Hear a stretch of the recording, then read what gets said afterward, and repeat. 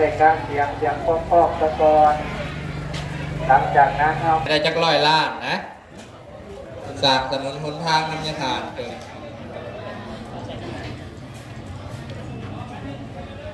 เป็นไม้เขาแต่มีข้อมูล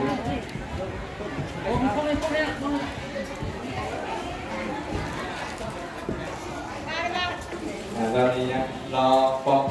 ครูบาอาจารย์เป็นยังรวบรวมยอดหลังจากรวบรวมยอดเป็นเรียบร้อยก็จะได้เข้าสู่พิธีการต่อยอดราคาพักยอดว่าปัจจุบันนี้ยอดรวมทั้งหมดที่เพิ่งต่อมาแล้วก็ทั้งบ้านทางไหนมาเวทเที่ยวเวทใดเด้อเพื่อนที่ทางสร้างทางงามเข้ามาในตลาดเข้ามาหอดวัดเพื่อให้จบให้งามเพื่อ1 แสนปีสาธุไม่ออกหมายคำต่อยอดอีก1ตังอัฏฐะภิกษุสงฆ์ทางปวงซึ่งอยู่จำพรรษาครบถ้วนไตรมาสแล้วและเป็นผู้สละทั้งหมดซึ่งอัตถธรรมคืออานิสงส์หามาโทษ2ข้อหัดจักทำสิ่งทุกปัจจุบันฐานการและของทั้งมวลควรจะผูกพากฐินทันนี้แล้ว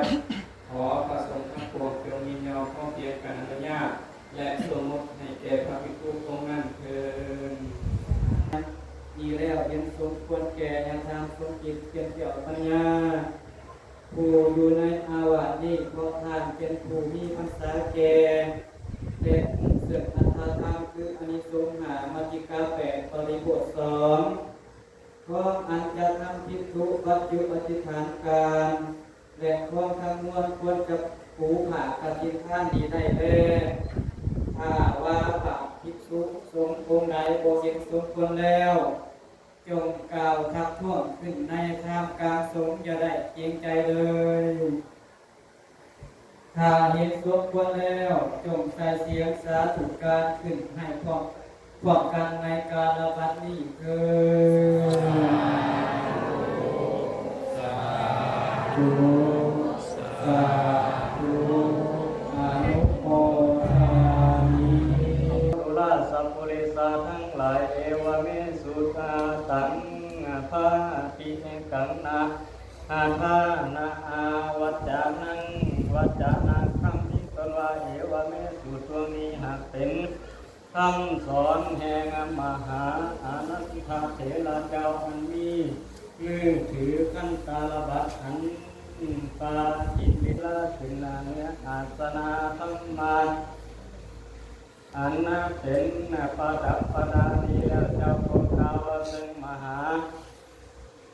อนุโมทันติเวยวัจจังวานาเตนาทากินาโอนาเตปิบุญญาสัพพะกิโนสมาตเตอปัญญานิปะละโลปัสสมิงปฏิภาวันติปานันติมินาปุญญากเมนาอุปสัญญาโกนุตตะลารัญญมาตาติตาเนยตตาติยามะมังสุริยจันติมาราสะกุณามัตตานาลาติจาภุมามาลาจันตุโลกปาลุสัจจามัสสตาเวกาวิจาตเปตตาสุขีโนโตปุญญาตานิเมสุขังตาติเมธังเมตุสุราเพเจวะจันทุปทานาเสตานังเยสันตาเยนาธัมมาเยวานิปนาตุมังนังนาสันตุสัพพทาเยวานะภา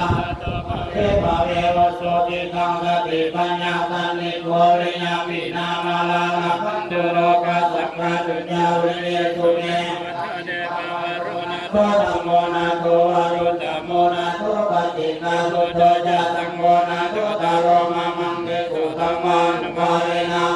กาสังฆปันตุมาตัสสะปุญญากิริยานุภาเรนะมาโรกาสังฆปันตุมาตุปปะทาข้าพ